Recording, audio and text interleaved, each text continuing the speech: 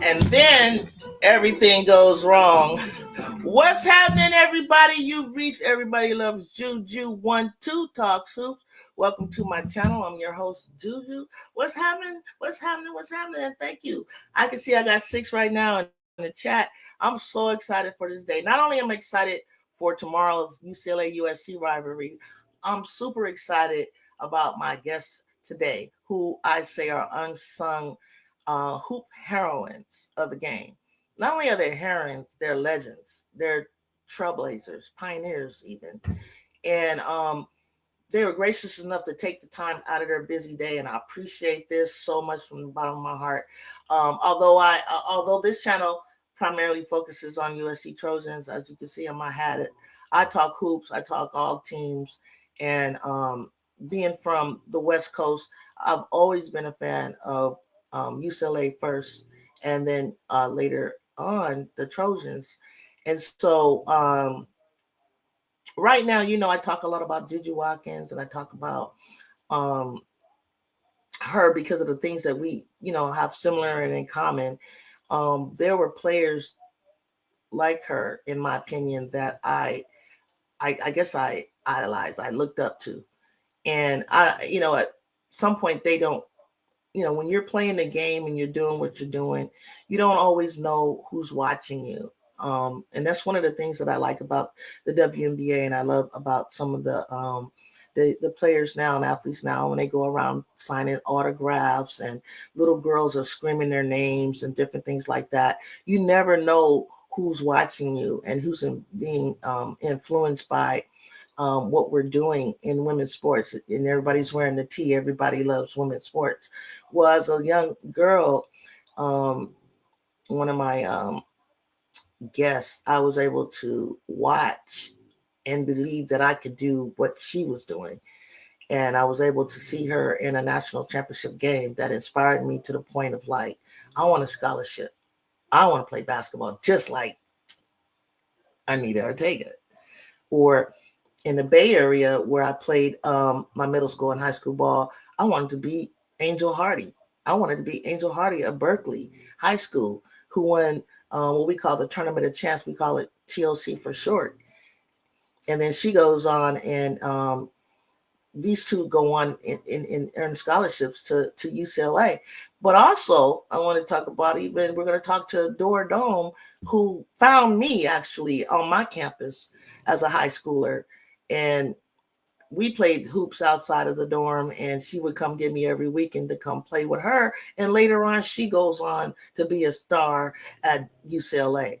So these women have been gracious enough to join me today on my channel, on this podcast, for you to get to know.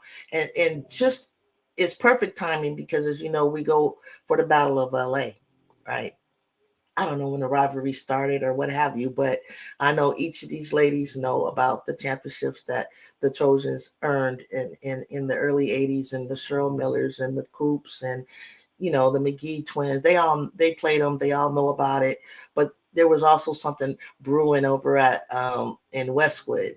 And so I have these ladies here with me now, and I'm going to bring them up on stage. And I want you all that are in the chat, come on into the cave, hit that like button, hit that subscribe button. But on the way, hi Nori, I want you to come up, and if you're watching right now, use your chat. Go on and say hello, welcome, whatever you want to say. But come on in. I'd love to have some of your questions, but I'm going to introduce them, and I'm going to bring them up to you now. To the stage. Welcome, ladies. Hey. How y'all doing today? Fine. How are you? Amazing. Yeah, look, you got your colors on. Ooh, what colors you got on over there, Angel? This is They my high came with school. the blue. Yeah, Your high school, your high school. yeah. I So you have a gonna tell game us tomorrow. you Playoffs. got a But game? I'm a Okay, Bruin at heart. Yeah. okay. I didn't even know y'all would touch each other's colors the way they be acting around this joint. This is So red look, though. This is not that burnt off red. oh, This is you're real, right. true red. It's not Are the those target. Stanford colors, Angel? Huh? Is that a Is that Stanford red? Stanford? Is that Stanford red? No, this is Oakwood. Oh, Oakwood in the house. It's real Upward in the red. house. I got black sandals. Hey, somebody said, "Hey, Coach Angel." Hey, who's saying hi, Coach Angel? It says black sandals, so you know they don't always have their real names. Okay, Oh, okay. so you're Hi. gonna have to find out who's calling you Coach. Coach. Right. All right, we got Misty Six Women's Sports. She has a channel. She said, "Hey, panel. Marcia Hassel. Anybody know Marcia Hassel? Hello, ladies. Hi. Everybody's Marcia. coming in." So my guests are here. They're all settled in and ready to go. Like I said, they got a busy schedule, and if someone has to leave as a result of that, we'll still carry on until everybody falls out. But listen, ladies. As you know, what's up, Jacob? As you know, the big game is tomorrow. But before we get to that, and before we get to um, talking about your program, the UCLA program. What's up, Shar? I know Shar. Hi, Shar. Oh my God. Oh Hey. my gosh. Oh my God. This is a reunion. See, Man. I'm gonna start putting the link in, and everybody gonna come up here in a minute, and I can actually do that. But Shar, I know Shar Jones. Yeah, we talk. I'm sure y'all talk about that. So let's start off. Let me start with you, Dora. I want to start off with you, Dora. Tell me, describe to me when you first fell in love with the game of basketball. Take me there. I have to say it was probably 11 years old. So uh, I didn't know anything about basketball. My elementary school built a hoop, and that was like, okay, so there's this court now, a block and a half from my house, and I had a bit of a challenging childhood, so I had a lot of anger, a lot of issues, and so it became my outlet. So I literally would go down there and run up and down the court, learning how to do layups, how to shoot. The older kids wouldn't let me play because I couldn't play, and I'm like, yeah, y'all gonna let me play eventually. I'm gonna get there eventually. But really, it became, my love for it was in response to really needing an outlet for kind of just a lot of feelings that I didn't know how to deal with, and then it became a means to an end. I learned at watching that 78 season, seeing Anita and Annie and all them, and I was like, okay, I can go to college, and on a scholarship. And so then it became, okay, I need to work because this is how I'm going to go to school. So, it's like I love it, and it was amazing to be able to find this outlet, but that I also love doing. Right? It met a need, but it was fun. So it was all good. But that's basically when I fell in love with it. Wow, that's good. It's really funny how probably when I go through all of your stories are gonna kind of like be similar to mine. And what you just said, other than the fact that you started late at 11, I mean, I'm 5 years old and I knew I wanted to do this. That's so funny that you say that. You were 11. By the time, Dora, I met you, what were you, like 14 or something? Yeah, 14 or 15. Yeah. This child right here, my God, she only was playing the game. Now listen, I've been playing the game in an organized league since I was 10 years old. I played middle school. I was on varsity in high school. I kid you not, Nene and Angel. She's only been playing the game for. She told me that, and I could see the awkwardness a little bit or whatever. But I was like, oh my God, this kid is incredibly strong. She's incredible. She was a sponge for the game. And later, I start reading about her in the paper. That's crazy, Dora. I didn't know that. Yeah. Okay. So I got it. I got you. Now, Angel, when did you just tell me about your story? When did you fall in I'd love with the say game? probably around 10 or 11. I Oh my grew up God. swimming. So I was a swimmer, and then I loved the game. My brother and I are 10 months apart, and so he kind of taught me the game. I learned how to play with boys, and I didn't even think I was very good because I had played with boys until I got to high school. So I had never played Mm-hmm. organized basketball until I got to high school. When I got Mm-hmm. to high school, the coaches were like, "You're pretty good," and that's when it kind of took off. I went to camps. I was a sponge. I wanted to learn the game. I wanted to learn how to play it. And I just thought the game was easy because I had always competed with boys. So it was more physical, it was faster. And now I'm playing with girls, and it's like, oh, this is easy, but it's fun. And Yeah. luckily, I went to a school where I played with talent, and I had a good coach. And our junior year, we were 32-0, and so he made it Mm-hmm. fun. It was just press, score, Yeah. and I was fortunate enough to go 32-0 my junior year, and you got scholarship offers. And like Dora said, it was a means to getting a good scholarship, going to a good school. Um, and at that time, there wasn't a WNBA, so either you went overseas or you got into athletics some other way, coaching, refing. And so I found kind of my niche. I didn't want to go overseas. There wasn't a lot of money at the time backing women's sports. And so I started Mm-hmm. coaching. I found, that was my niche. But most importantly, I got a good education. I got a UCLA diploma Mm-hmm. that went a Mm-hmm. long way. So Mm-hmm. that's Absolutely.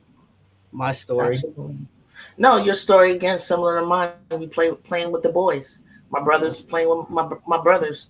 They put a hoop up on my driveway, and I was playing on that. Move closer. We moved, and there was a park down the street. I would go there every day. Play. I played other sports, but I played that one. And I gotta say that I think probably for all of us, if I'm not mistaken, playing with the boys is how we got better. Yeah. And then when you played with girls, it was a totally different speed. Yeah. And I remember you playing, and I could tell you played with boys. Like you could look at Juju, and this is no, strike against her femininity or anything like that, but she played like a dude. Yeah.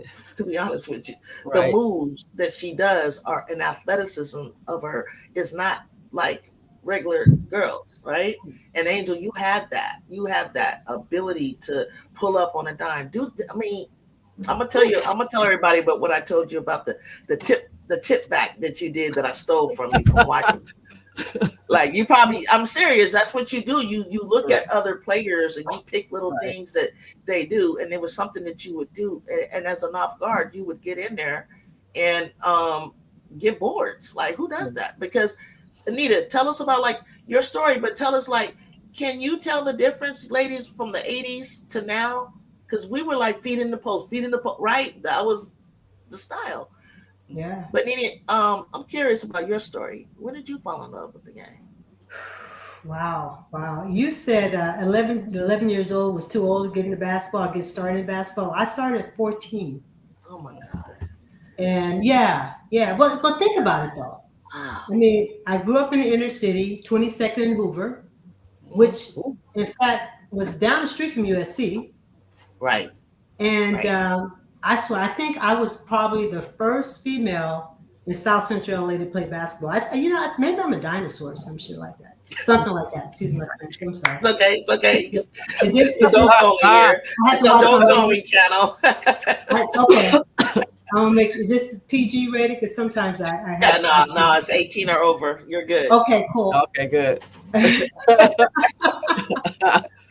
so, so anyway, yeah, I think I must have been one of the first girls to start playing basketball in South Central LA. And again, it's similar to what Dora and Angel talked about. It was Mhm, an escape for me, mhm. and there wasn't many other sports to play. I mean, there was no swimming pool. There was no golf course. You had an option either to play softball or play basketball, and I mean, it was How just about very track? limited. How about track? The No, track Jets. wasn't even. It wasn't. This again, 14. This was before I went to high school. Oh, Oh, yeah. Yeah, so before maybe had I, been introduced in high school, I probably would have considered track.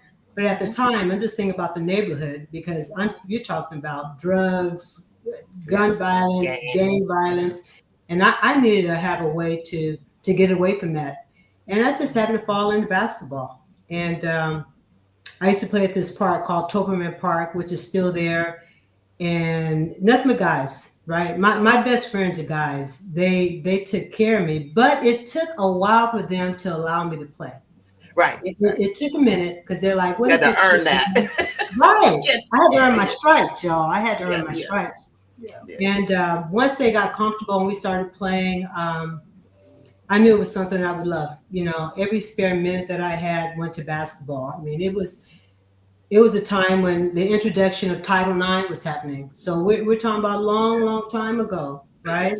Yes. Trying to have that level playing field. I mean, I didn't have the coaching. Everything that I learned was like street basketball. Yeah. You know, we talked a bunch of trash in the court. I mean, that's how I learned how to play basketball. Yeah. Right. So I had to work on my skills and work on the left hand. But you know what? I just realized that was a way. It was a vehicle for me to do things that I never thought I would do. Looking back on it, because initially I thought I was just having fun. You know, this is just exercise. Right. You know, this is it's a little hobby. But I didn't realize how much bigger it would be and how many doors would open for me as a result of playing basketball. Yeah. And doors they open for you, Miss Anita. Like, and we're gonna get to that because, man, even in your professional career, even in your, I don't want to call officiating a hobby or anything like that, but even in that, people were like us were following your path that you were paving for us. Did you know that? No. Did you know our eyes were that we were? I mean, Shar just said you were her hero as a kid. Did you know that until you met her? Huh? Not till I met her. No, I didn't know that. I mean, no. Wow. And she was our coach too. So she was Coach A. So Shar and I, Coach A. Coach A. Yeah. So, so let me go back to high school for you ladies. You talked about Title IX, and I get it because I talked about it in my Hall of Fame speech in Peninsula Sports Hall of Fame. I talked about how important Title IX was. But for you guys in high school, what Dora awards can you tell me that you earned? Because I cracked up at one of them because they don't even call it this. Tell me about your high school awards that you earned. Wow. Gosh, I mean, what I remember, I mean, you know, we won city for basketball and volleyball my senior year. I was selected as the Carnation Instant Breakfast Athlete of the Year for the state of California. I don't even know if there's a Carnation Instant Breakfast anymore. There is no Carnation, but I know what you're talking about. But that was, you know, back in the day, like, you know, that meant I was selected, you know, I mean, and I was flattered. I mean, you know, Doretha Conwell was, you know, up for it as well. And I honestly, I think the reason I beat her out was because I had also led my team for volleyball for a city championship, and she just played basketball. So I had multiple sports. But, you know, and yeah, you know, so that, and I don't honestly, you know, I don't even really know what else. I mean, LA City stuff, but yeah, you know, I was never, I mean, that was a cool one. I mean, honestly, I was never really all into the awards, you know. It's like I wanted my team to win, you know. It's like, and I'm bummed that we, you know, lost to Buena in the state playoffs. You know, but you know, that was a cool one because I think, you know, I was a pretty unknown player, pretty much mostly through all of high school.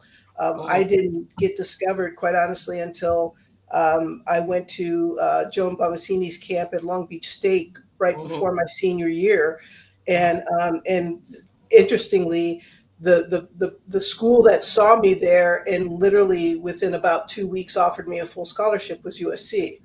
But I was, you know, but that was like my first, like no one knew who I was. That was the first college to contact me, and I'm going into my senior year. And so, you know, but I was holding out for UCLA, and then over time, you know, other schools start learning about me and, you know, in multiple sports. So I ended up being recruited in 3 sports, but it was it all happened late. I wasn't one of those kids that they were following, from middle school. It was like, Mhm, and so for mhm, me, like I said, it wasn't really about the awards. It was like I wanted to get noticed. I wanted my teams to win. I needed a mhm, scholarship so that I could mhm. go to college. I'm not sure what happened. And am I still up here? All right. No, I'm spotlighting you. Can you hear me? Oh, okay. Yeah. I didn't know what Yeah. happened. So, No, yeah. stay there. So that's really, for me, it was, I don't, like I said, I know that award. I don't really know the rest of the awards. And although I guess I was inducted into the LA City Hall of Fame in 2015, I think. So yeah, that's what I got. Tell our audience what high school you went to. I went to Fairfax High School in LA. What years did you go? I played 1984, no, 81 to 84. So I graduated in 84.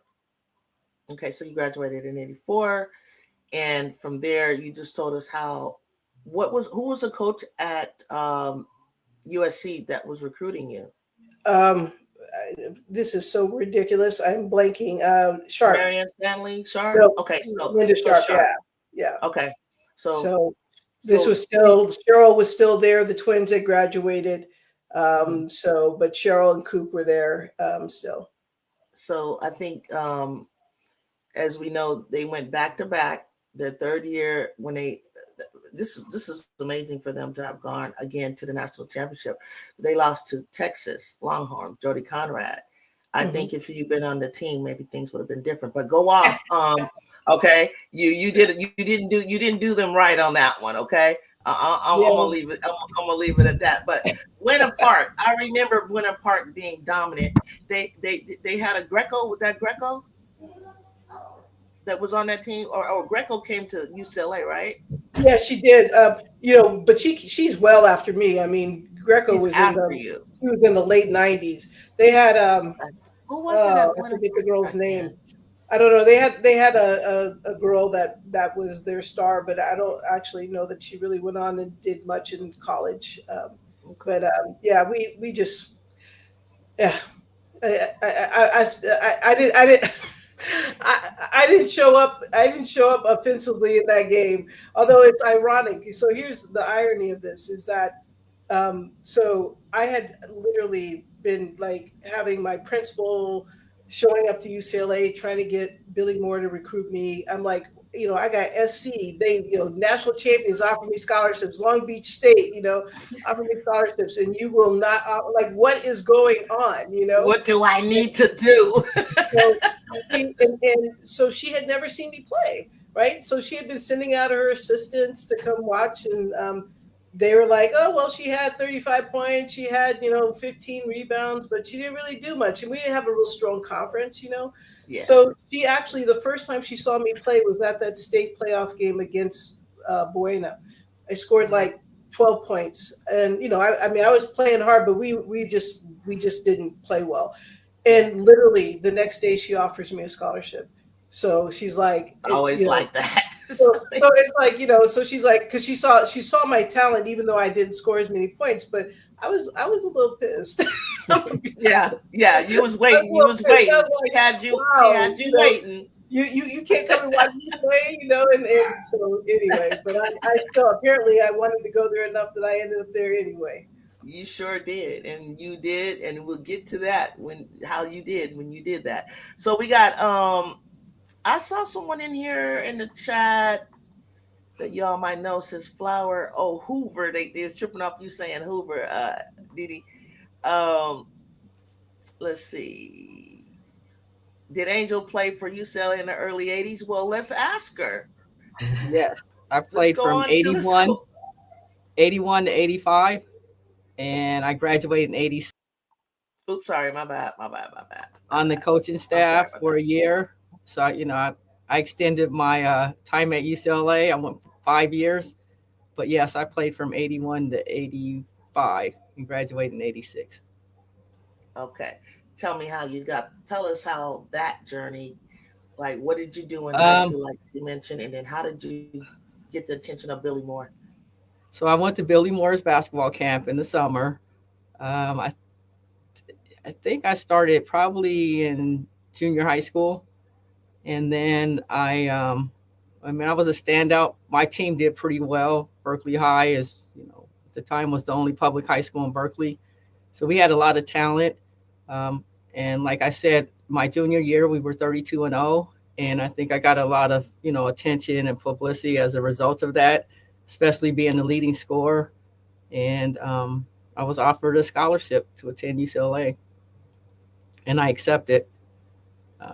I think the one thing that I liked about UCLA is that they talked a lot about academics. And for me, I saw that I needed to get a So your degree. journey, you're like Okay. a Say that.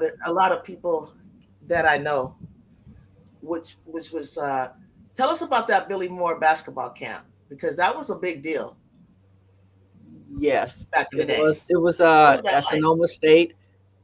She had it. I think she had like 2 sessions each Mhm. summer, and we went there, and I played. I just played. I didn't go there with the intent of trying to get seen or recognized. I just wanted to be better, and I wanted to Yeah, hone my skills, and I wanted to put what I was learning from my brother and his friends yeah, into action.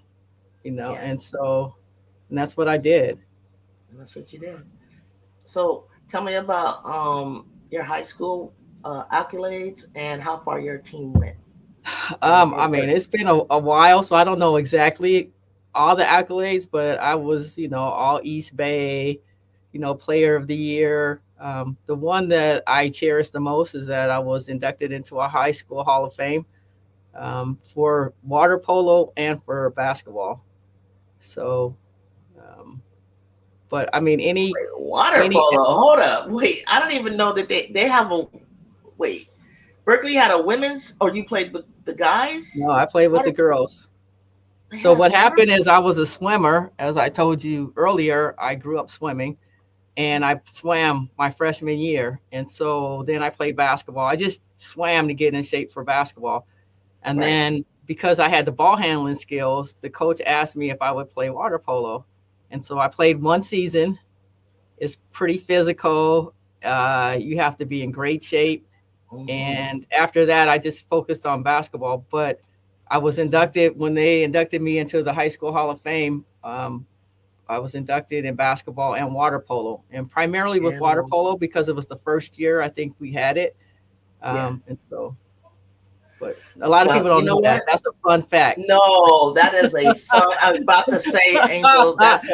That's a serious fun fact. Yeah, I didn't know that. And if I had walked to the halls of Berkeley and I saw that, I probably would have been water polo. Like right. Yeah. Jesus, but it's definitely I can see the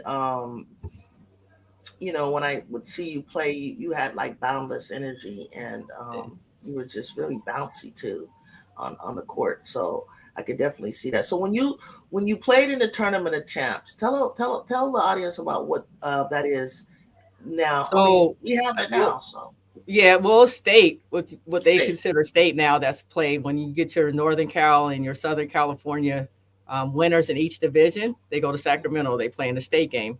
Well, at Mhm, that time, they had what they called the TOC, which was the Tournament of Champions. So you still mhm, had a representative from Northern and Southern California. And so mhm. for us, we got beat by El Camino my sophomore year, and our team was determined that that wasn't going to happen again. I don't even think we made it to the Mhm. semis. So the next year we were 32-0. Um, we the semifinal game we won, and I was sitting in the stands, and I was watching our competition. And San Joaquin Mhm. Memorial, they were the Mhm. favorites. They had a girl named Jackie White Talk about it. who I think she was averaging probably like 35, 40 points a game. And so I was sitting in the audience, checking out who we were going to play. Hmm. And someone had come up to me and they were like, "Oh, who's going to guard Jackie?" And I looked at Hmm. them and I said, well, "Who's going to guard me?" And the person just kind of looked at me, and I'm like, well, I know we have a better team, but who's going to guard me? I mean, Mhm. So, well, we ended up beating It's them. true. Facts. And yeah, Facts. Yeah. actually Yeah. become friends with Jackie. So, but I mean, I Yeah. think you have to have Yeah. that confidence. I think any good player has confidence. You have to have confidence in your ability to play. Mhm. And you Mhm. feel, fearless. Like, who's going to guard me? You can't play with me.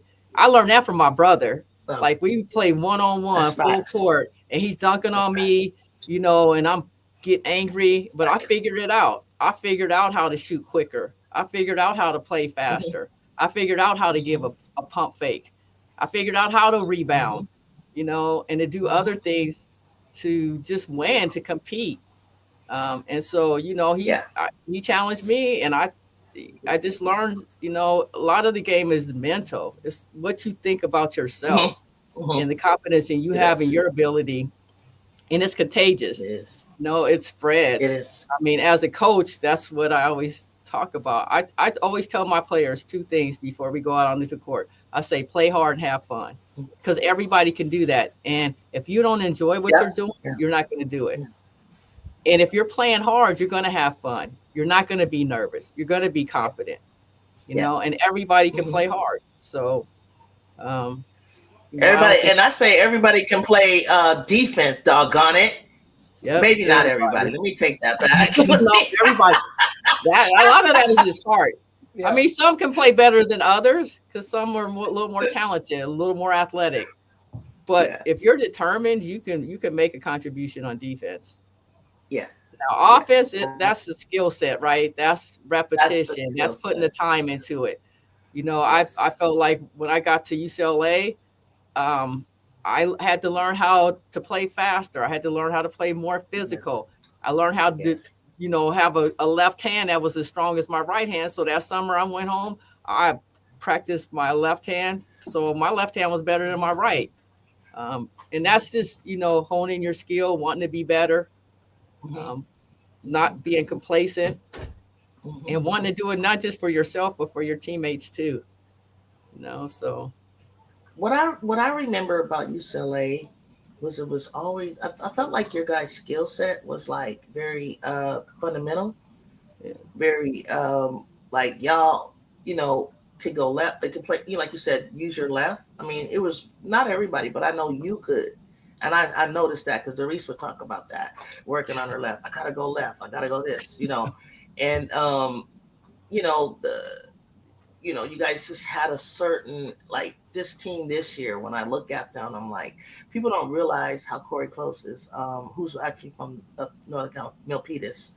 Um, I look at her and I see past UCLA teams for some reason with the Lauren Betts and the Kiki Rice, and then she has the wing. She's got a special sniper out of London Jones, and then Right. Duke Ledge and Hopkins, and then she brought in, what do you want to call it, a enforcer, I call Janiyah Barker, and then she'll have like I can see these things that she has going on where there's depth in that team. And I felt that all UCLA teams always had the depth. I mean, I watched Noe Quinn and Monica, all of them, like, what is it, Lisa Willis, Blue, Nikki Blue, all of them. I remember like all of them, even in the 90s, Deidre Lockhart, all of those girls.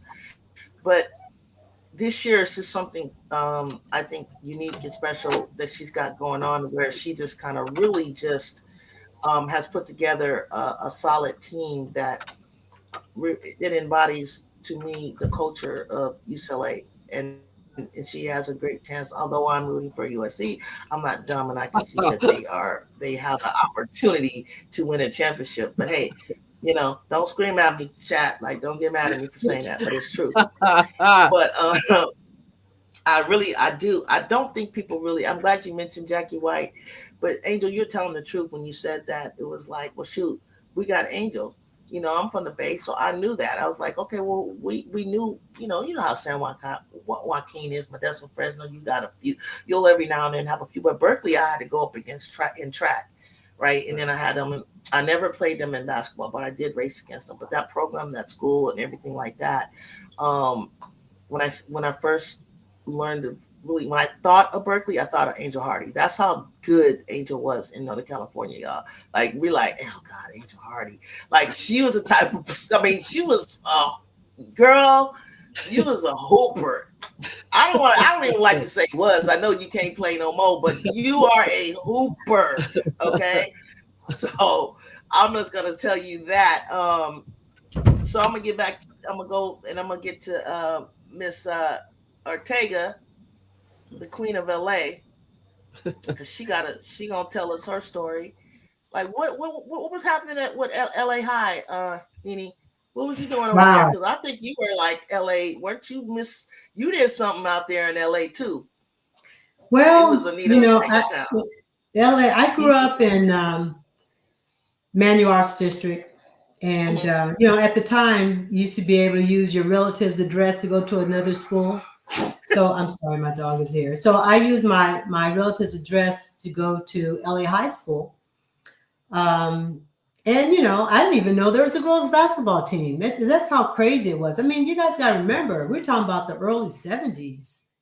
And I just went to my regular PE class and learned that there was a basketball team. Obviously brand new because Title IX had just started. And my very first season at LA High School, playing under Mrs. Pauline Norman, who I just spoke to yesterday, by the way. Our season consisted of 4 games, and that was it. It was a wrap. But I played my freshman, sophomore, my senior year, and so forth. And it got better. The games picked up better. More games were added to the schedule. There was no such thing as state tournament. The farthest you went was within the city. And I remember my senior year, we played against Manual Arts High School, and we lost by 5 points. And I'm still devastated by that today. I was just like, oh my God, I can't believe we lost. And I kind of thought that was the end of my basketball career, honestly. I did still enjoy basketball, but no one was coming to LA High to recruit. And recruiting was not really something that people spoke of, right? At least not that I was aware of. And then I went on to UCLA on an academic scholarship initially. And I'm walking, in my first class, first of all, I grew up near USC. That's probably where I should have gone because I was offered a scholarship to go there. But I wanted to get far away from home as possible. And I thought by going to UCLA, I thought I was going to another state or something. I didn't know where I had no idea. My judgment of distance was really, really bad.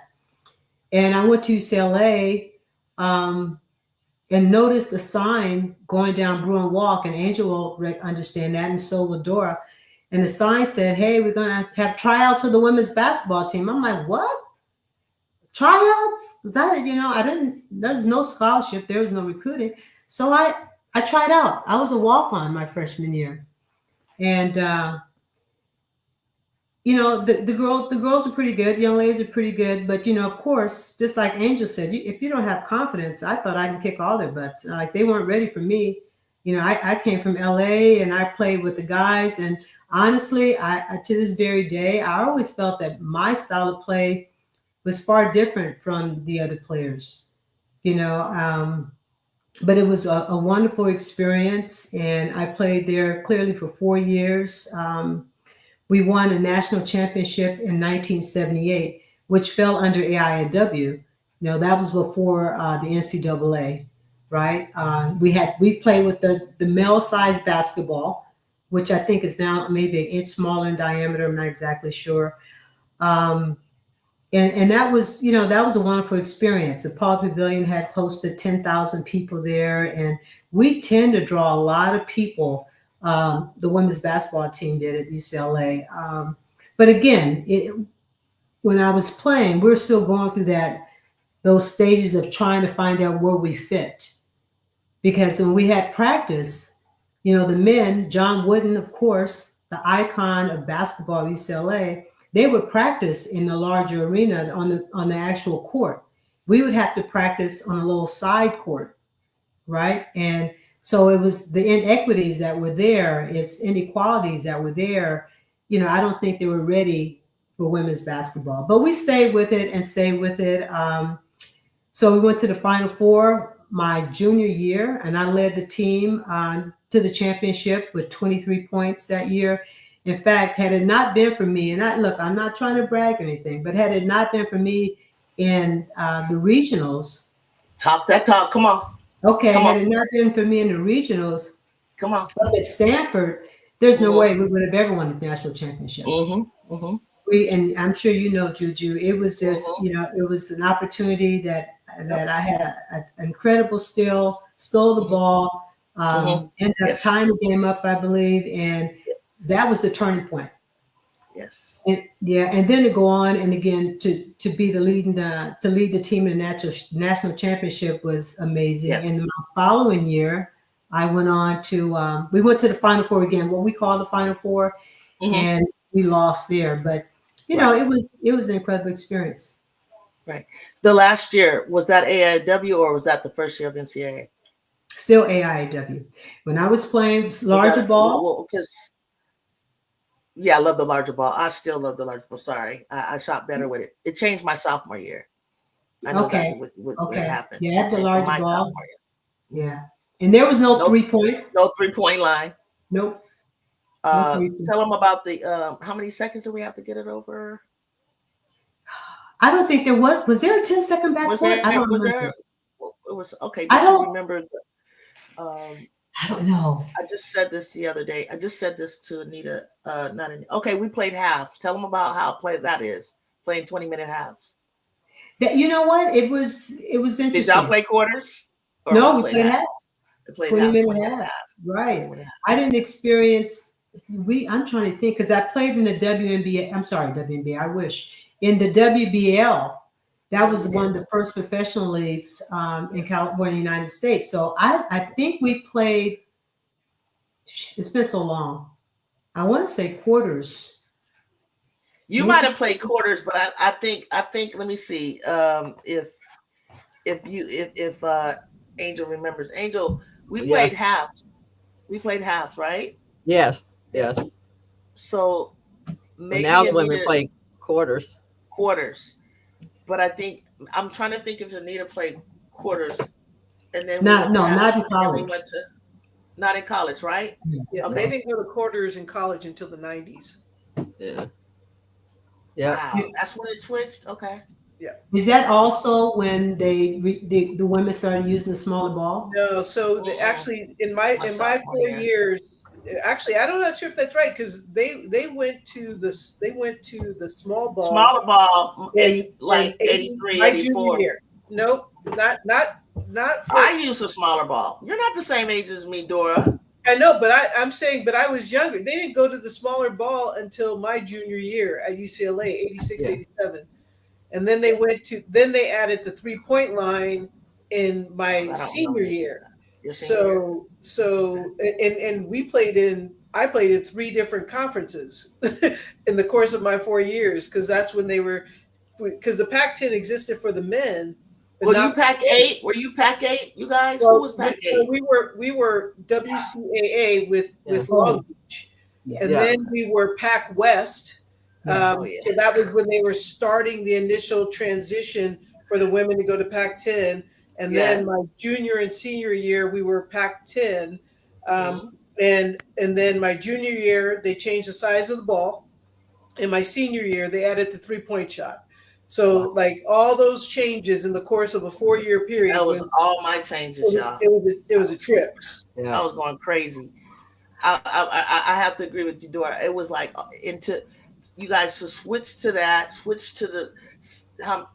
I stayed with the 20-minute half, but switching the ball, I think the clock, it was a couple of things that was just happening during the course of me playing as well. Like I came in 82 to 83. So my thing is I totally understand Nini with recruiting and just coming from, if you didn't come from where Angel came from on the east side, East Bay, where they go recruiting in inner cities and outwards of Oakland, You know, Nah, they they ain't didn't. looking, you know.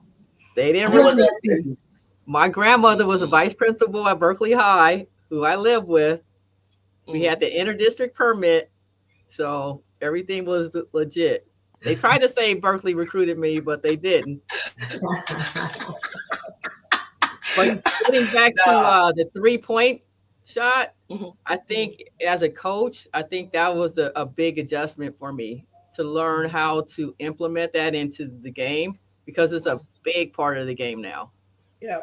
Whereas when we were playing, it was you had a 3-point line. Yeah, and as a matter of fact, if you tried to take a shot that far out, you got benched. You got benched. No, You not got if you made benched. it. No, if you made it, you That stayed if you in. made it, But you're good. Right, Right. we were like, exactly. Well, maybe if you What's made it, up? you stayed in. If I took it, I got benched. "What's up?" Well, I think Billy Moore liked Angel because it seemed like Angel was shooting from there. If I can remember, you know what I'm saying. I don't know, Angel. Well, you the might have thing had is- you might have had favor because you looked like you was pulling from there to me. I don't care. the Nene, thing is- you were there. You were the assistant. Was she pulling out there? Because it looked Nah. like she was pulling out there. Angel was a baller. Angel was a baller. I got a chance to watch her for 2 years, and I was always in awe. I'm like, look at this girl ball. Hungry, stayed at it, never quit, physical, fast. She did it all. She did it all. And I will add to that so I was a freshman Angel's senior year, so I got to play a year with her. And you know, the most success our team had in my 4 years was that year. We ended up losing to Georgia in the Sweet 16. But the reason we got there, I'm gonna tell you, Angel Hardy, Jackie Joyner, right there. Like that. That's why we were there. I mean, we had some solid post players and stuff, but like talk about just the leadership. You know, the just kind of keeping us all together and connected, even in the midst of all the crazy stuff that was going on. It was like those two were our glue, you know. And honestly, for me, they were my role models. I mean, we were the only 3 black players on the team at that time, and they were why I stayed. Quite honestly, they were why I was like, you know. Then they were constantly like, Dora, you got this, you know. So. I mean, props to Angel and JJ because honestly, without them, who knows? Yeah, there was 4 of us. Remember, Deb Thurston was there. Thurston. She didn't play. She wasn't there. She didn't play with you. No, she was. Oh, that's right. Oh, yeah, she was a year older because Jackie, because of the Olympics. Sat out. Yes. Yeah, no, just trust me. I know exactly how many of us there were. No, and going back, and let's talk about that for a half second. I'm in the same situation at Cal State Northridge. There's times where I was the only black girl on the team. Okay, the most obvious choice for me to have gone to was Darlene May over in Cal Poly Pomona, which I later had to play with your homegirl Michelle McCoy. Okay. Me and her used to go battling. Almost 2 guards. She's a point guard, but they wanted me to guard her because could nobody stop her. I'm like, I'm a guard, Michelle. But Nene, she talking the whole time. Like, you can't take me. I can shoot you. I can run. I'm like, oh my God. And Violet Palmer sitting on the bench. I literally don't pay attention to heckling from the bench, y'all. But I was like, I don't see you out here. And you know what I'm saying? Like, and then Darlene shook my hand my freshman year, and she was like, Julie, you didn't get my letter? What letter? No, I was like, oh my God, I did get it. See, I did 2 sports, and I would go to the California State meeting and track all the time. So, like Nene is trying to say, early on, 1, we didn't have social media. 2, we didn't have no videotapes. I think the VHS just came out my senior year, right? And you know, track, because I'm on a bigger stage, I could never get my team to where Angel took her team or some of you guys, but I got to the first round. But track was my thing, and so it was always like, you know, I got letters and I got calls, but some schools didn't have track and field, or sometimes they had track, but they didn't have basketball. So Northridge had FloJo, Jeanette Bowden, Valerie Brown, Briscoe, Judy Brown, all of the Olympians from Coach Kersey, who is now y'all track coach, was your track coach, and all those Chuck Debus was the coach, right? So they all went to Northridge, and then a scandal broke out. They split up. Um, I think Flojo goes to UCLA, maybe Evan Ashford's there, things like that, right? So they leave. So I'm in the gym playing basketball. Now, mind you, I had seen these girls from Northeast and UCLA. My best friend, we were at the Stanford Invitational, and like always, you got high school, then you got college, and then you got the pros. And so I saw the girls from UCLA and I saw the girls from Northeast, but she called UCLA first, so she's like, I got the UCLA girls, the relay team. And I'm like, okay, well, I'll take the Northwich girls. And they got the boycott happened in 80. That was another thing that screwed some things up. So I sit up there and I'm like, a couple of years later, I forget all about Northridge, but I seen the band come to UCLA in high school, part of your band, because I think they said they didn't bring the whole band. I was like, I want to go to UCLA. So all I know is I couldn't afford to go to Billy Moore's camp. My family, we couldn't do that. So I did the best I could. But my thing was, I went to your McClymonds tournament. I played Skyline, Jefferson, and Leland High School of San Jose. I would do my thing, y'all. Like I had like 83 set of points in 3 games, right? I do that in basketball, but track was kind of like the one that was calling me. So Nini, I told the coach, okay, I met Gooch, by the way, but it was too late. I signed a letter of intent from Berkeley, Coach Gooch. She was like, where are you going? Are you going anywhere? Doris takes me in there to play for summer. I'm thinking I'm just playing pickup. And she had one scholarship left. It was too late. So I go to Cal State Northridge. And so I asked them, can I play basketball? Well, if you can make the team. So I do what you do, Nini, and I go walk on this team. They're shocked. Like, I took some girl's scholarship. I don't know. I just know she was crying. I don't know what happened. Cheryl Miller's teammate. Cheryl Miller, my roommate, played with Cheryl Miller in high school. Riverside Poly, they just won the championship. She's my doggone roommate. We the same position. She don't make the team. So I heard her crying all night. And I was just like, oh my God, this is crazy. You know what I'm saying? So you walk on, you do what you do, and later, they offer you the scholarship. So then I actually, there for 2 things. And so like you, Angel, I'm like in the Hall of Fame in high school, but then I'm also for 2 sports, and I'm also that in track for Peninsula Sports Hall of Fame. It's got Barry Bonds, Tom Brady, and all of us, all the people that are from the Julian Edelman. I went into class with him and Jeremy Lim, and when it happened in 2018, I was blown away. Even though I felt like I should have been in it sooner, but I understood because I thought it was just for Olympians. They're like, no, Julie, there's never been a 2-sport elite athlete like you in high school since. And I was like, wow. And these things kind of touch you later, but when you're in the midst of it, I don't really think, and I think you guys can relate, I don't really think like what you're doing at that point. Yeah, till later, and you think, when you look back, or someone brings it up, or you walk into your city, Angel probably go get a burger, and they're like, oh my God, you're Angel Hardy, like stuff like that. Nini all the time, probably with you. But going back to what you were saying about that game, Nini, I was watching everything you said. Just the little girl, just letting you know, I saw everything. I saw what happened at Stanford. I saw what happened for the national championship game, and you did not play like them. You didn't. I knew exactly who you played like. You played like us, and it was Ann Myers this, Ann Myers that, Ann Myers this, and I know that's y'all friend. I love her to death. Annie Myers, you're a wonderful. I know everything you've done for the game and the sport, but your girl right here, let's talk about her, man. Like, Nita, y'all wouldn't have won that, sweetheart. Like, without you. Sorry, just gonna tell you. Because, sometimes, one thing about Ann Myers, what I took from her, that was, I never seen a point guard keep her head up on her dribble the way she did. That was something that a lot of us, we was like this, running, and then, I use my peripheral, whatever. But Annie could like dribble with her head up and just do the things that she was doing was just amazing. And you give her flowers, but I want to give you your flowers because I've seen all of you, and I've seen all of you in action. And I'm telling my audience right now, like they said, speak on it. I'm speaking on it. I'm trying. I'm trying, y'all. I'm tired. I'm telling you, like, Dora mentioned, she said they lost to Georgia.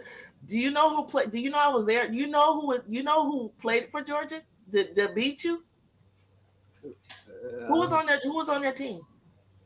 Who, when I'm blanking on her name. I know who she Teresa, is. was it Edwards? Yes, Teresa Teresa Edwards Edwards. Yes. and Katrina McClain. Okay. Oh, You ain't gonna beat them two. Hey, I don't I know. was there. I was rooting for you. Trust me. I was there. I got you. I got you on that note. But those, when they came to Poly, I think that's when I met Cheryl because of my roommate. I walked. I was just telling Angel that I hadn't even got to sit down yet, and everybody thought I was Tanya Pollard. Y'all remember Tanya Pollard? Oh, Yeah. I said I just got a Jerry Curl, y'all. I am not the Tanya Pollard. Okay, that girl could hoop. Okay, OG baller right there. that's an OG baller right there. LaTanya Pollard, good Lord. Long Beach Wherever you State. at, LaTanya Pollard. Long Beach State, I'm going to tell you right now, my Cindy favorite Brown. teams were UCLA. Yeah. Oh, yeah, I know Cindy. UCLA, USC, and Long Beach State. And my style of play was Long Beach State. The running gun. Good. Yeah. Anybody can bring it up. Let's go. Let's get it. Let's run. Jones. That's me. Let's press. I like Joan Bonfacini. I liked her too. And I was like, man, West Coast hoop was the place to be. But yeah, that Teresa Edwards, that Katrina and Annie Leonard and all of them, that was, man, hosting that at UCLA was just amazing back then. But Nini, I told you that I saw you play for the San Francisco Pioneers, and I remember this Machine Gun Molly person. Tell me about that. Can you tell me a little bit about that? What that was like playing pros? Okay. Well, once I left college, I went back. No, I had the Pan American Games, right? So I was in the Pan American Games in Puerto Rico representing. That's what I'm going to ask you. Did you play that? Yeah, I represented Puerto Rico. And the story behind that, Angel and Dora talking about being 3 African American players on the team, 4 African American players on the team. I was the only one my senior year, and then we had one that was there part of the season my junior year. So that was interesting to say the least. But I survived. But then I went on to play in the WBL. I got recruited by the San Francisco Pioneers, and I went there. And that first season, we got I think we got to like the semifinals and ended up losing. But we had a fantastic team. I did not play with Molly Bolin until my second year because I think she was drafted and she was playing in Iowa, if I'm not mistaken. And we played part of our season, the second season of the WBL. And halfway through the season, I was traded to the Minnesota Phillies. So they finished the season in San Francisco, Molly, Nuzette McKinney, and some other players. And I spent my last few months in St. Paul, Minnesota, where I'd never been in my entire life. The coldest freaking place I'd ever been to. It was so freaking cold in January. I mean, the tears in my eyes were freezing. It was super cold, but I never got a chance to play because that was the year that the WBL folded. And the team that I was playing with, we walked out of the game right before the toss.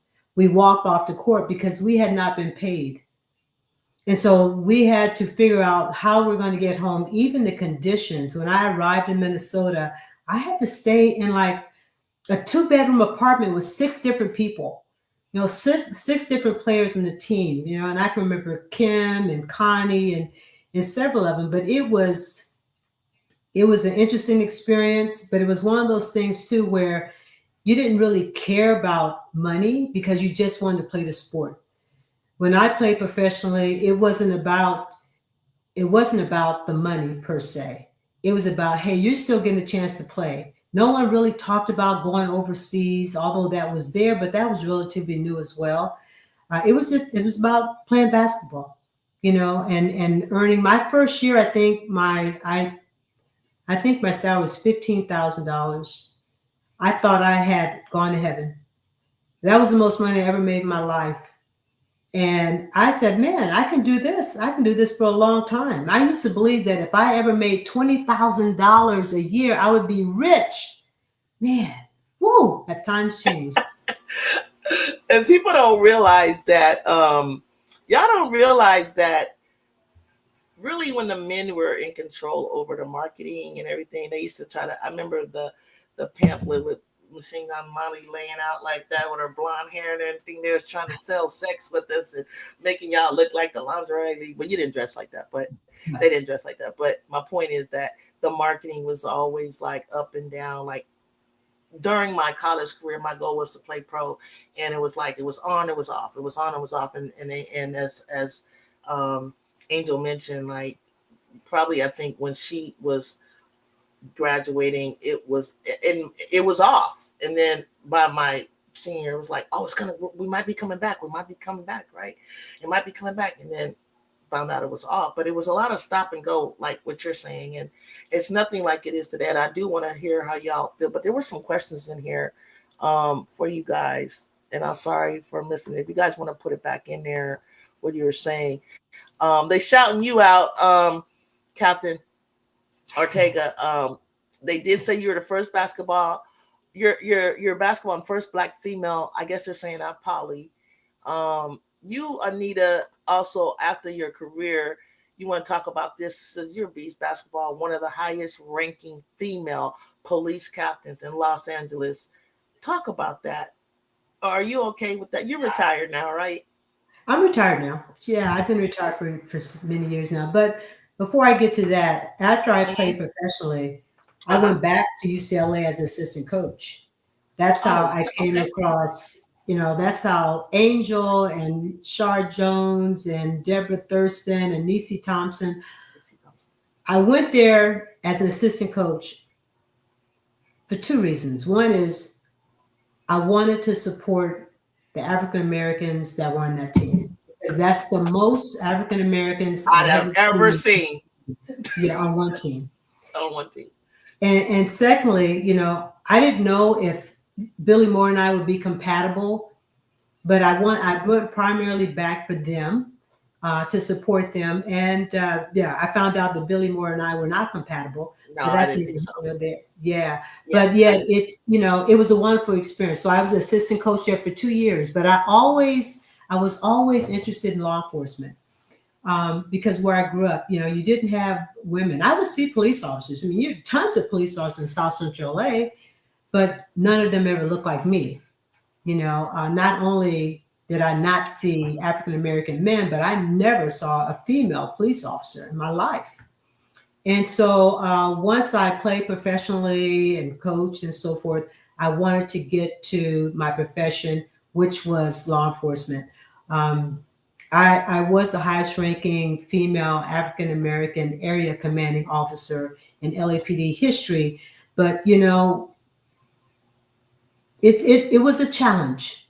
It was a challenge. And I think, I'm sorry. How did basketball prepare you, if at all, for that challenge? No. Yeah, I think what basketball, and it's not what I think, it's what I know. Basketball instilled in me the confidence in myself.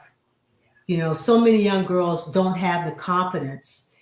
Playing around guys, being in a very disciplined environment, knowing that you can do whatever you want. That's what basketball gave me. And I took that same mentality to LAPD. And, I bucked the system because I truly believe that women need to have the same abilities to promote, same abilities to do the things that the men were doing. And so it was a fun experience. It was definitely a fun experience. So yeah, I got as high as. Who's your mentor? Did you have a mentor? Or sure. How did you break that barrier like that in LA? It's when I know this is about basketball, but I went to LAPD as a DEI hire, right? Mm-hmm. And it was one of those things where they didn't have very many African Americans on the department, especially females. But I had a mentor who really kept his eye on me, J.I. Davis, and mentored me and developed me. And and helped me promote through the ranks. And I always used him as a, as a crutch. When things were tough, I would go and talk to him, because being a female supervising men it was always a test. Every rank I was tested as a female supervising men, because we're talking about a male-dominated profession where they have a woman as a sergeant, a lieutenant, now a captain. It was always a test, but it was something I worked through and just learned how to read people and understand what you're working with, how to approach people, how different personalities, and it was an amazing experience. I don't regret it at all. So once I retired, I moved on and started doing some other things in life. I've taken all kind of pivots in my career, and now I have a business that I really love, and I'm really big into cryptocurrency. So my days are filled. Yeah. But I got something for you. You never told me about how did you get into officiating? I did forget about that. I've done so many things. When you get a certain age, Juju, you've done so many things in life. So I did officiate. I started officiating when I was I think I had 4 years on the Los Angeles Police Department, and I had a lot of free time. But I thought that I would get into officiating just as a part-time job. I get a chance to officiate little high school kids, and it'd be extra money. I can go out to lunch, buy gas, whatever. Yeah. Little did I know that Carter Rankin, who's no longer here, bless his heart, he would pull me in to Division I basketball. So I started Pac-12. And I did some high school, a little bit of lower division college, but I went from Pac-10 actually and moved up. And I probably officiated 25 years. Last year was my last year, but had a chance to work some great games, had great tournament games, got to many regionals, and it was amazing. I was watching. Yeah. And one thing too about officiating, I got a chance to see how women's basketball has evolved. I mean, talk about it. That's what I want to know. Talk about that. Like, what does that look like to you guys? Really, for real? It's hard for me even to describe. If I think about me as a player, if there was a player that was 6 feet tall, she could barely dribble and run at the same time. Preach. You look now at players, right, Dora? Am I right? You look now at players and their agility and their quickness and their athleticism. It's crazy. And I've had a chance to officiate Juju when she was a freshman. And I'm like, this chick right here is in another league. She is absolutely in another league. So am I right? Because I look at her like, Nene, you've seen Cheryl Miller. Like, let's go back. I'm going to get to Juju, but you just said something that I try to explain to people. What made Cheryl the GOAT is that to see someone 6'3" do what she was doing. We was like big girls. We was like, I'm about to take this big girl. Like, she can't dribble, Cheryl was like, oh, you think I can't dribble? You think I can't go 1 through 5? You think I can't play 1 through 5? It was weird. It was different, but we never seen that. I mean, Lucia Harris, you seen her, right? Yeah. But she played like a big, right? I don't know that Lucia Harris was doing with Cheryl, but I mean, you got Cheryl. I seen Tina Hutchinson. I actually played pickup with her. We were both freshmen. I seen Cindy Brown. You started to see it evolve, but you saw it first with Cheryl. Nene, that's crazy. Cheryl was the unicorn. She was a unicorn. Unicorn. I mean, it's so interesting because when I look at the evolution of the game, I think about, like, there's these jumps, right? It's happening, but then there's this player that comes that just just takes it to the next level. And that's what Cheryl did, right? I mean, like you said, she's 6'3", she's dribbling, she's bringing the ball up court, she's shooting outside, she's, posting up inside, she's doing all that stuff. And you just didn't see that. And I think, and since her, right? So now over the 90s, the 2000s, you now have teams where you have, big girls handling the ball. You have big girls doing a lot of different things. The girls just in general are getting bigger, just period, right?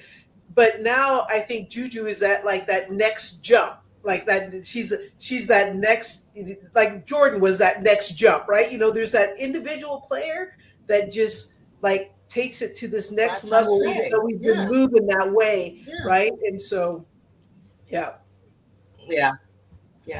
So I like the way you said that you acknowledged Juju's ability, Nene, and you were on the floor running and trying to keep up officiating her and so on and so forth. But then we have Caitlin Clark, right? You got the 3-point shooting. Does Caitlin do anything to you guys that we haven't seen before? I mean, I think so, in the sense of her consistency, her range, right? I mean, I mean, she moves well, she shoots obviously very well, she has some really good range, but I think, you know, I don't know, and certainly, Angel and Anita may know better, because I actually don't watch a ton of basketball. I'm just starting in the last couple of years, but I haven't seen someone who just that consistently was knocking down these long range shots. I mean, and maybe they existed, and I just wasn't watching. But that was like, she was for me, as I was getting back interested in watching basketball again, she was kind of one of the first ones I was like, wow, okay, she's hitting these long range shots consistently, And I'd love to hear. I mean, if you thought there were other ones, because again, there was probably I want to know. I want to know. Okay, well, Angel, you remember Jackie? You remember Tanya Pollard? Tell me, what is about her range, Cece's range, that's different than what we know? Well, you didn't have the 3-point line at the time, so I mean, why shoot a 25-footer when you can 2 is 2, right? And 1 is 1. So I think that, like I said, I mean, even in my own coaching, I think the thing that I really had to adjust to was the 3-point line. And it's a big part of the game. And if you can shoot it, your teams do well. If you can shoot it at a high level, they do exceptionally well. And then when you perfect it even to shoot further behind the 3-point line, you're hard to defend. Yes. I mean, you're stretching that defense and expanding. Now your post players are wide open, right? Okay. So, I mean, I think we had players that were shooting deep shots, like LaTanya Plow, and she was shooting jump shots. She's shooting jump shots, but why are you going to shoot a 20-footer when you can shoot a 15-footer? Well, you said it. You said it. It opens up obviously the spreads the floor, and then it opens up for the bigs. Right, but now with the 3-point line, but when we didn't have a 3-point line, I mean, why would you shoot a 20-footer? Right. I mean, the average jump shot was probably about 15 to 18 feet. I mean, everybody 20. could, because you practice free throws. So yeah. Well, I mean, I want to give Clark her props. She's an incredible shooter. Physically, she doesn't look like she has the strength to compete, but she's maybe later. I don't know. I hope she gets stronger. Yeah, but a person like Juju, and I've never officiated Caitlin Clark. I've never had anything, other than seeing a few games. But I have actually seen Juju on several occasions, and she can take her game right now and go to the W. And Thank you, Nene. And be she's an actual specimen to me. Like, to her build, the way she it's not, you don't see big muscles or anything, but the girl is strong. I see her. I'm sitting next to her. I just like, kid, you're strong. You're not fooling nobody. I can see right through it. And the contact, when she hits, she's not flying off people. Okay, she might knock you down. And she's taking people up with her, you guys. Like, it's 2 to 3 people on her. So when we talk about, they ask me all the time, player of the year, this and that. But I'm like, it's really hard for her to be efficient, Nene, and help me with this, because I don't think they really know Donna Galen, when I see her play, Like, do you guys really know all eyes are on her? Do you really know that she gets past the first line, she's got a second line of defense, and then she's got a third, and then usually when we get to that third, I can get to the third, but by the time I'm exhausted, and by that time if somebody touches me, I might just fly. She's still coming at you. Nita, you're on the court. You see this. Yeah. No, I saw it her entire freshman year, and it's just one thing that she's just, her style is so deceiving. You know, she can end up with 30 points, 20 rebounds, and 10 assists, and not even know. It's like, what, how, when, where? And she can play all positions. You know, she's not a, you know, she's just like not always a one or two. She can play all positions. Yeah, she can post up. Just a threat, a complete. I like the fact that she always stays composed. Yeah, no, that's where you got. She never, you don't know if she's having a great game, a little off. She's just always composed. All right, come on. You know what I trip off of, you guys? The hits that she takes, Nene, and I'm going to talk about officiating for a minute. Yeah, think about this. The hits that she's taking, and that she don't turn around and knock somebody out like Cindy Brown did. I don't know how she's doing that. I don't know how she can take that, like, and keep a composed face. Yeah. And that has to be commended. I mean, you guys know this. I know some of y'all been injected. I know I have, but anyway, that's another story. But what is up with y'all officiating now? Come on, like, can we get some consistency here? Like, I'm retired. Look, I don't. You preaching to the wrong. You're having the wrong conversation with the wrong.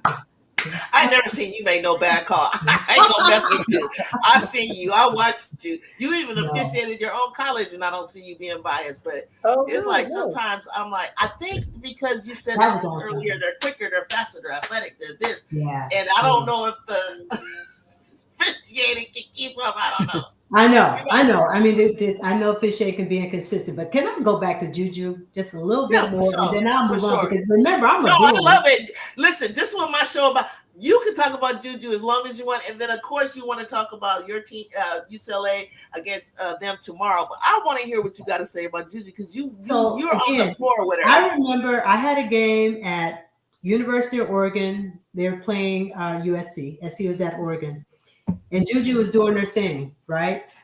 There was a play, we're in transition. There's a play where she got elbowed in the head or something. Hey, you're talking about bad calls. She got whacked in the head or something. We knew nothing about it.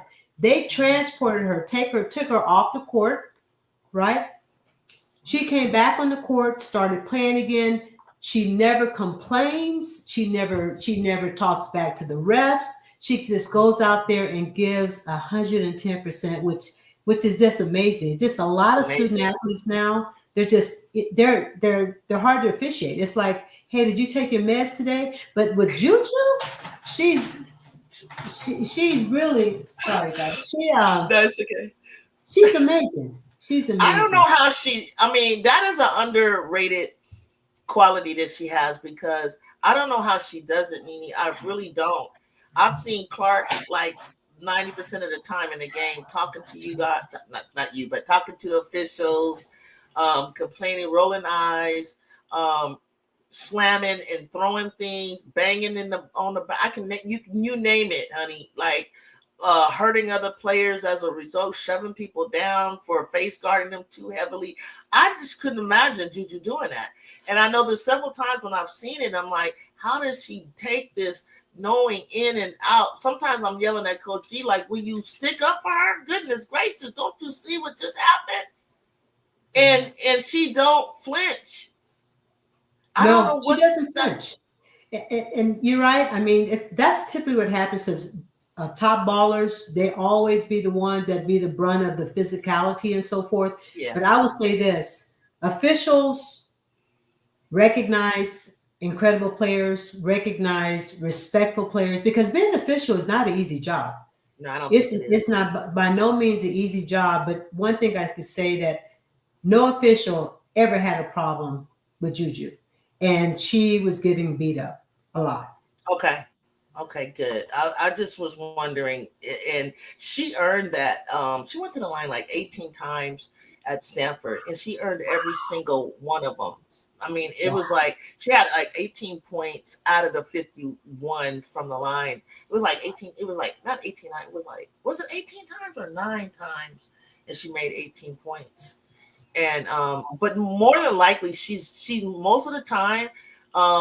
It could have been more than that because a lot of them were and ones. So to say. Yeah. So Yeah. like, Yeah. and to hear that from somebody like you makes me really like know that I'm not just glazing over this player, that she really is amazing player to see in her character. And I think some of the things that people got to realize is that when you get that award, that player of the year, it's about character, it's about community service, it's about maybe your academics, how you carry yourself on the court, and do like does that community service. She's a servant. And I did history on like Ted Watkins Park. Those of you from LA have heard of it, and her great grandfather, and the community coalition situation that her grandfather. I'm sorry, I used to know it. We had to say it by heart.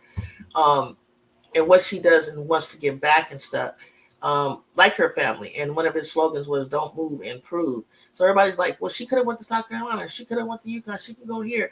No. LA is where she wanted to play, because it's bigger than basketball for her. She wants others from Watts to see. The only other player from Watts I know was Cynthia Cooper. Only celebrity I know. Doretha Conwell too. Doretha Conwell. Doretha Conwell. And we need to repeat those names. I don't want these names like Nita, Dora, Angel. I don't want your names to be forgotten, because you guys are pioneers, you're trailblazers. These women are standing on the shoulders of you.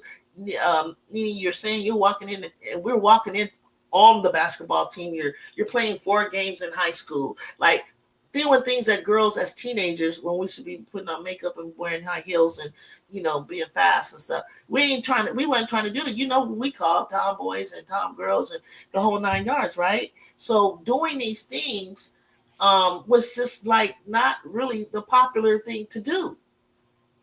Because why are you doing it? Unless you want to go to Olympics, I guess. But it wasn't like, the thing to necessarily do, and to continue to do it in spite of. Meaning going and becoming a police officer in a male-dominated world. That wasn't a popular thing to do. That wasn't. You broke barriers. Angel, being a coach, now, you say you're an athletic director, Angel? Oh, sorry. Let me take her out because there was some noise in her background. What are you doing in high school with high school athletics right now? So I'm the assistant athletic director for high school. Our campus is middle school, high school, but we are K through 12 private school. So I coach our girls basketball team, and I work with the athletic department and trying to make changes that way. I was a little reluctant at first, but I think that you make changes wherever you go, right? And a lot of times you don't see the impact immediately, but at some point the impact kind of shows itself. So, right. And I bet a lot of you, and I'll get Dora, you can share if there's anything you want about, what you did after school. But, a lot of us were the first at things that we were doing. Whether you're the first athletic director, Black, female, I don't know. But chances are you were and are.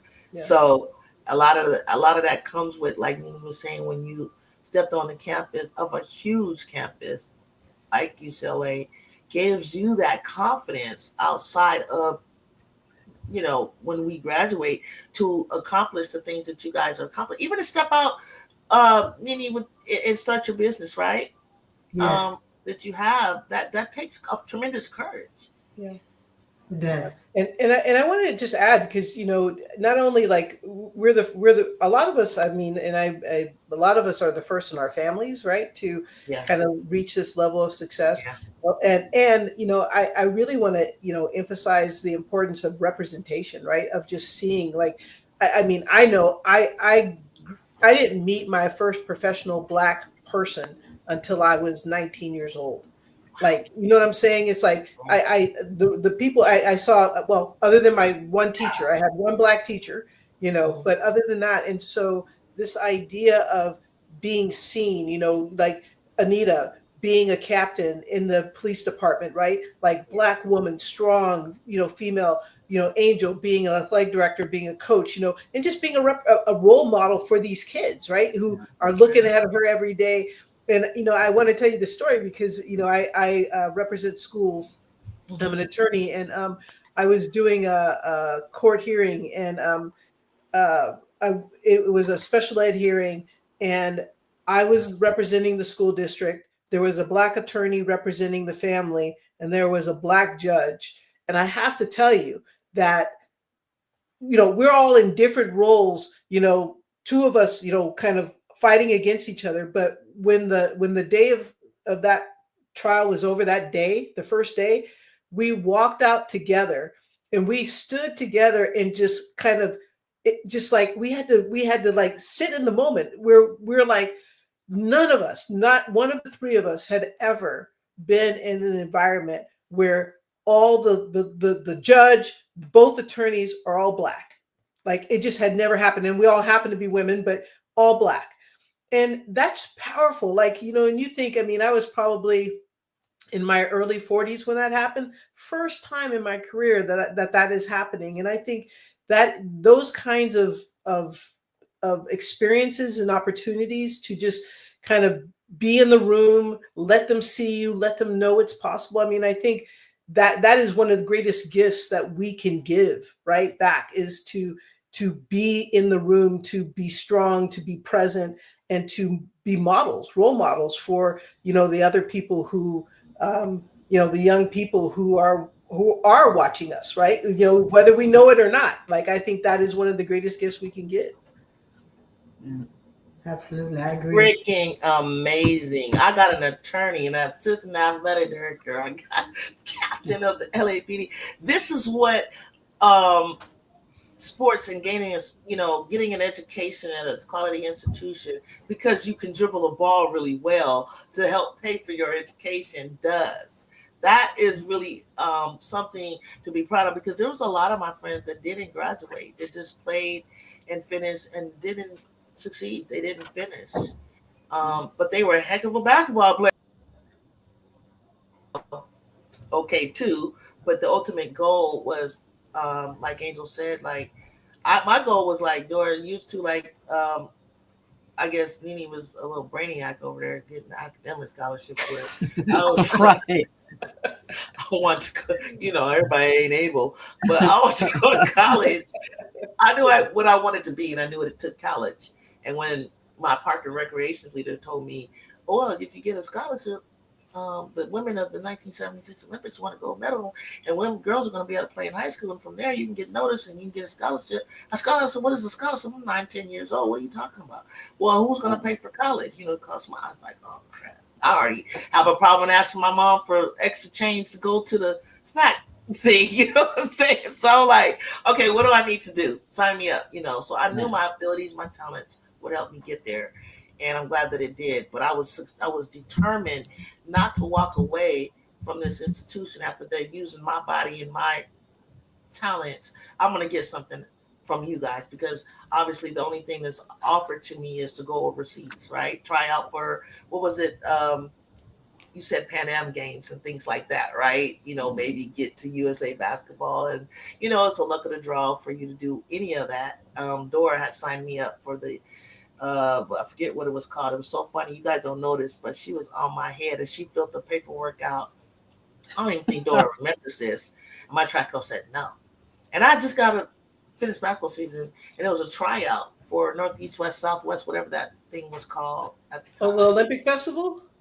Olympic Festival. God darn it. She remembers. Yep, the Olympic Festival. It used to be called the sports. It used to be called the sports festival. Angel played what, 2 years, right? You played 2 years, or when you played? I played 1 year representing the West. It was in Indiana. Yep. Because as a matter of fact, I remember, and this is me fangirling on Angel when I was in high school. Because Angel, you must have been going into your sophomore or junior year, and the tryouts were in Fresno. And I was a 10th grader, and I went up to those tryouts. I got cut first round, And I just sat there, but you were there, and I of course been watching you play at UCLA, and I'm sitting there like I'm watching Angel Hardy. I'm watching, yeah, I'm watching, yeah. and I just, literally for the rest of the weekend, I just sat there and watched people play because I'm like, this is even. It was that I can't good, play right? anymore.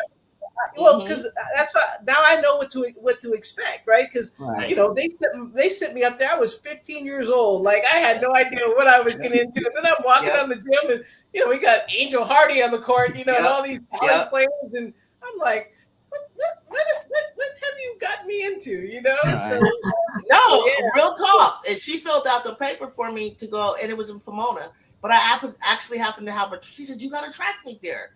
And all I could do was run. It was coming out of basketball. So he's like, "I'm going to put you in one event." So I asked him, and I was like, Dora was like, "So what? After you run, go over there. You got your tennis shoes. Come on, let's go, dude." And I was just like, so instead of putting me in 100, he puts me in a 200. And you already know I'm choking and feeling sick and everything. It's like a race. It opens up your lungs and everything. And you're first right out of hoops and stuff.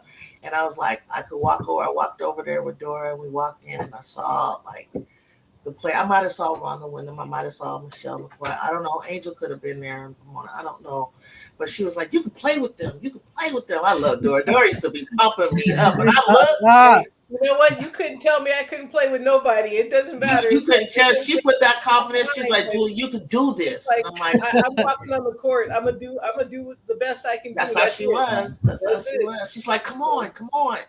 And I didn't know what the coach was gonna do. Like, do you lose scholarship? Do you what? Do you call my mama? Like, I don't know. Like, I don't defy authority, so I didn't really know what would happen. So I didn't try. But it was this kid right here. This one right here. There's an attorney now. That like I'm just so proud of just looking at you. But I missed a lot of questions in the comments, you guys. But a lot of them was just like Jackie. It said Jackie White was a globetrotter. It's asked the question, Nene and you guys, do you think Juju? Could Juju play in the WNBA right now? But I think Nene answered that. Yeah, I think right now, right this moment, yes, we do think she can play in the WNBA. I'm not impressed with all right now. Sorry, guys, with some of the guards because when I seen, maybe Clark didn't get her shot off. She doesn't know how to do anything but shove off to get free and all that.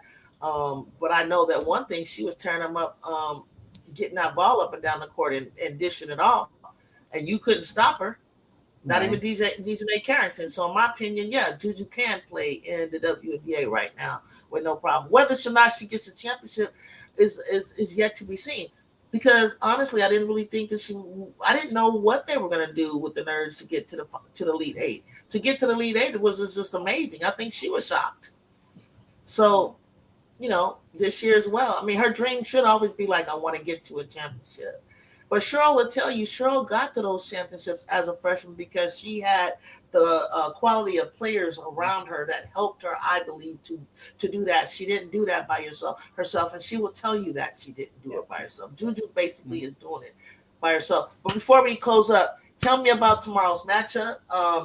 Listen, you guys are all we can do this again. Matter of fact, we can even come back after the matchup tomorrow or after the matchup when it's home and away because we're going to get you tomorrow.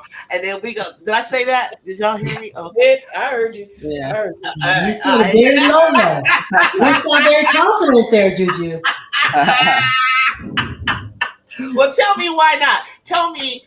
And y'all, no, for real. You know what do you think about tomorrow? Like, what do you think? I tell you what, I'm going to be there. I got to talk to you after this thing. I will be looking for you, Juju. Support my Bruins, but you got to understand where we stand, where we ranked. What we've been doing all year. It's going to be hard. I mean, I understand we're going to be on Galen Center. We're going to be on USC's home turf, but I think you guys got something to worry about. Okay. I think y'all got to be concerned. Yeah. Okay. Now, am I worried about bets, Kiki? Who am I worried about? Like everybody. Thank you. Thank you, everybody. Yeah, thank you. And not just the 5 that start, but the 5 that can come off the bench and play. But the reality is, though, in the end, it almost doesn't even matter what the teams are ranked because when it's SC and UCLA, it don't matter. It's like when we played SC Cheryl's senior year. We were the only team that beat a Cheryl Miller-led team twice in one season. Twice? twice. We were the only team to beat her twice in one season, and we're coming in and we're beating them. They're in the top 5. We at that point weren't even ranked, But again, it comes back to the rivalry, right? Because in the end, it's SC and UCLA, and it don't matter what the rankings are. It's like it's gonna be a battle, period, right? Because that's what I try to explain to my chat. It's a rivalry, so it doesn't matter if USC was number 1. It didn't matter because when UCLA and USC, you have to be in Los Angeles to understand it. It's a battle of LA, Westwood, South Central, whatever. Let's do this. And it's gonna, I love the confidence. I'm glad I got some Bruins on because I got enough. I got one of my favorite in the chat. Want to tell you guys that Clarice is gonna contain y'all girl bets. Y'all gonna have to have faith in. You gotta have faith in my big. So we're not afraid of bets. We feel like Clarice, Rhea, and Kiki gonna dance around on Bet's head. So okay, we'll see. We'll see. Angel said we'll see, Nippy. Time will tell. So you know what? I'm glad to hear. I know that Angel has a game tomorrow. Good luck on your team's playoff game. I wish you well. Thank you. Dora, I don't know what you're doing tomorrow, but I know you had surgery on your knees, and I've been watching your progress. How are you feeling? I'm great. I'm gonna be back on the basketball court. No, seriously, you feel like you got brand new knees, huh? I am. 3-on-3 half court though. That's all I got. Okay. Maybe we can. Here you go. We got our 4. We got our sub. We got the 3 on the court and the sub. We good right here. We good. You know what? When I get back home, I'm gonna hook up with you guys. I hope I can. We're gonna go to the court, Nene, Angel, Dora. We're gonna shoot. We're gonna shoot. Okay. I'm gonna see what y'all still got. Let's see who got a little something. And Nene, when you get back from the game, you got to come back on my show tomorrow because you're going to be there, and I know that you're going to be right there front and center. I want to hear what happened. I want to hear from your perspective. It says, Yoli C said, good luck tomorrow. Hey, Hardy, you guys got this. I've been horsing around. Hey, Jude chat. The game is going to be interesting for sure. It's going to be more than interesting. It's going to be talked about. Okay, These ladies know they are Bruins. They played against Cheryl Miller or officiated or coached against. I gotta say that about you, Anita. But these ladies, they went up against the great Cheryl Miller, and then I think y'all got them one year. Angel, how many times did y'all beat her? Who? SC? USC. Yeah, when you played, did you beat them? You never went like. Yeah, I think we beat them once. But they were stacked. Yeah. No, Angel. My freshman year, your senior year. That's the year we beat them twice. Oh, okay. So fresh my memory. Like Anita said, it's been a long time. Huh?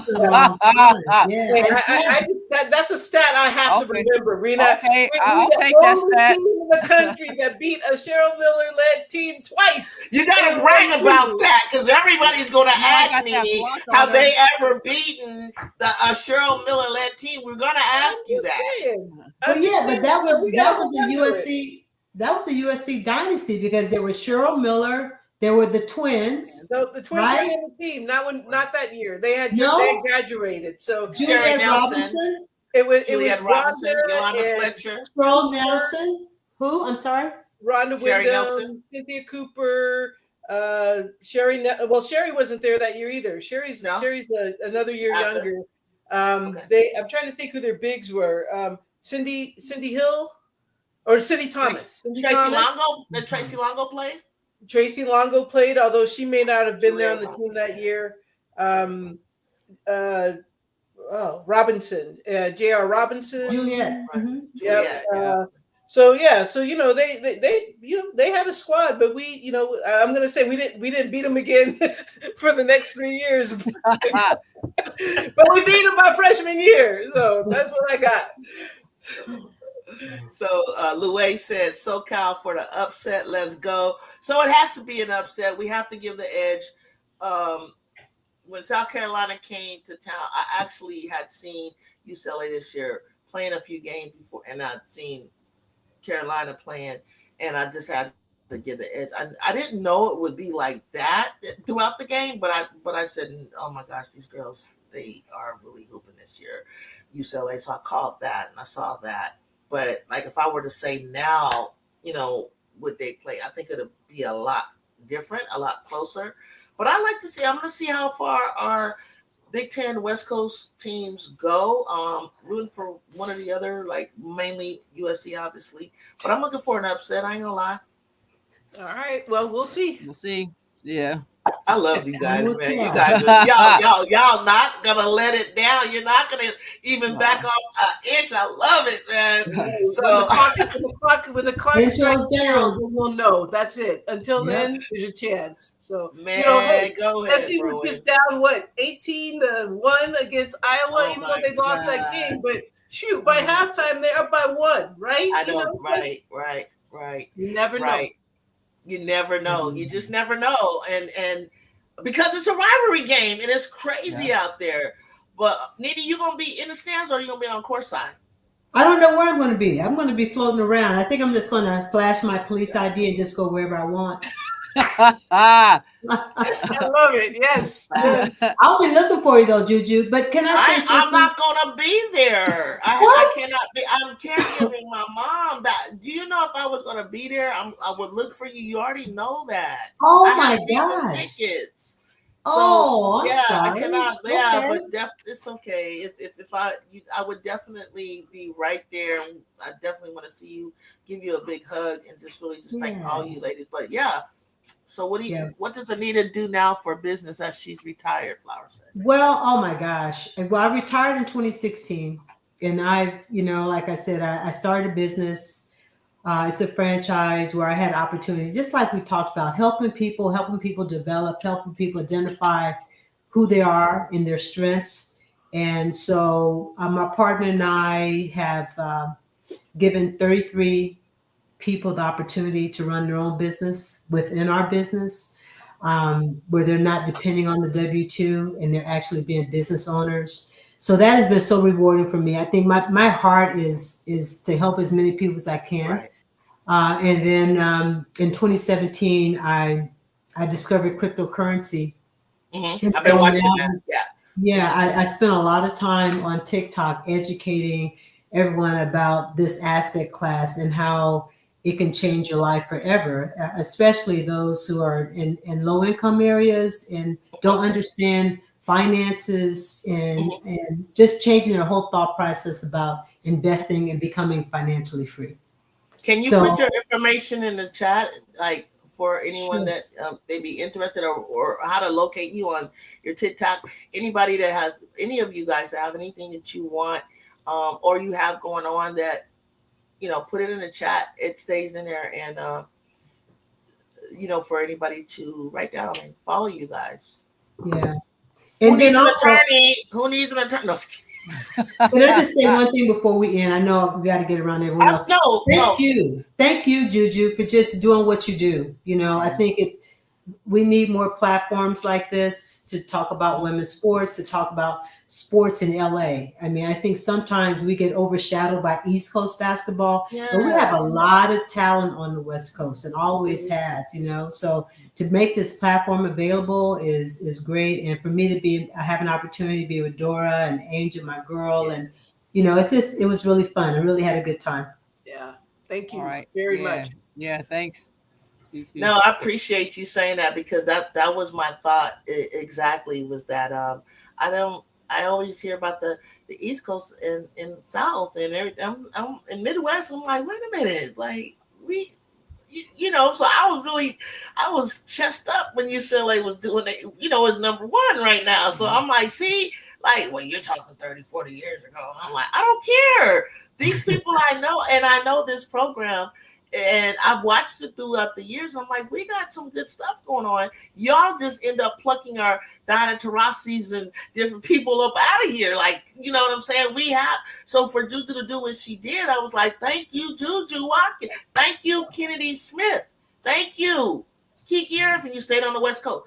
Yep. We got stuff in California. We got stuff in LA. And so, so thank you guys for saying that, because it encourages me to bet on myself and encourages me to want to continue to do this. Like I said, I only have 251 subscribers. If you guys could Spread the word, tell a friend to tell a friend, hit that like button, hit that subscribe button. I really appreciate it. But I want to continue with these conversations with these sheroes, and you can invite Shar up. You can invite your former Bruins. You guys can come back as well. I'd love to talk with them. I'm going to get some USC folk. That's why I wish I was boots on the ground, because I can reach out to Rhonda. I can grab Nikki McCrimmon. You know what I'm saying? I got pictures with Cheryl Miller. I want to get them on here because I really want people to be able to feel that they're as accessible as you guys have made yourself to me. So thank you. I appreciate it. We've been talking for a while. I know you got things to do, but God bless you guys. I appreciate you. Love you. I'll see you all soon. I'll email you soon. Thank you so much, guys. All right. Good luck, Angel. Bye, Dora. Thank you. Bye, y'all. Take care. Bye, Shar. Okay. Nice to see you. Bye, Shar. Bye, Shar. Bye, Shar. Nice ladies, get well soon, Dora. She said. Right. Thank you. Take care, guys. Bye. Bye-bye.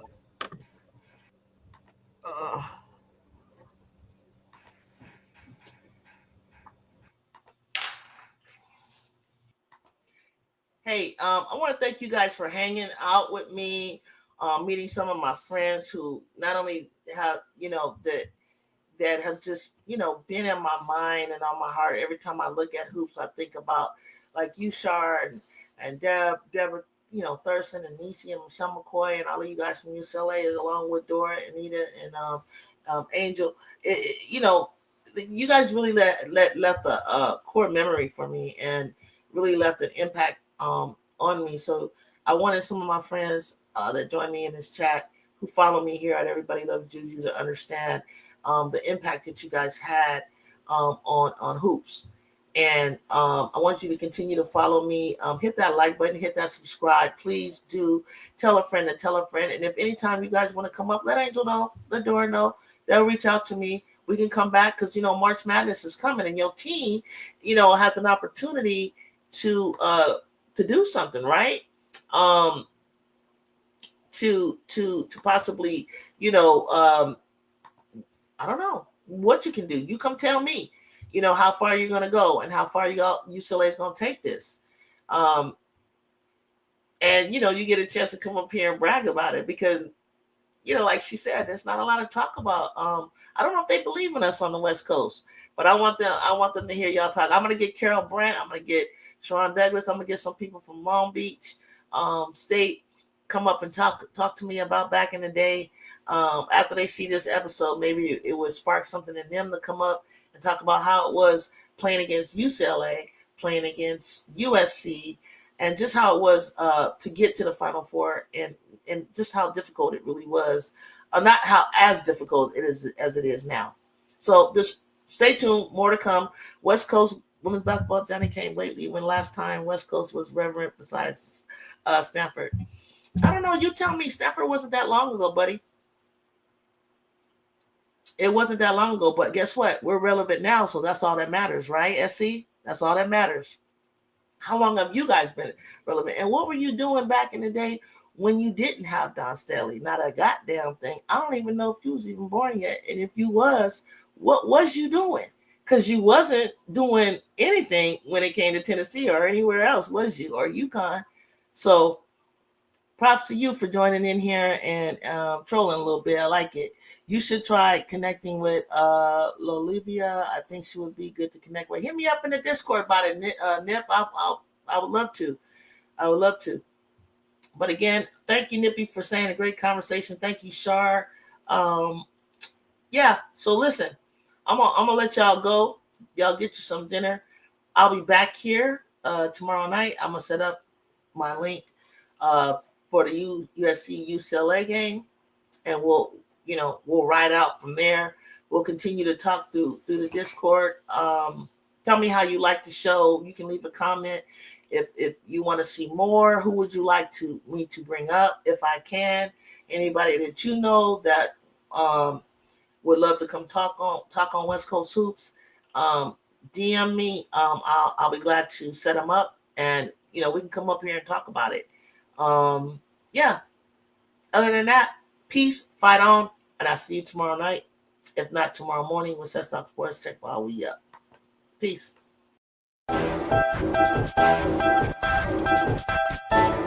you.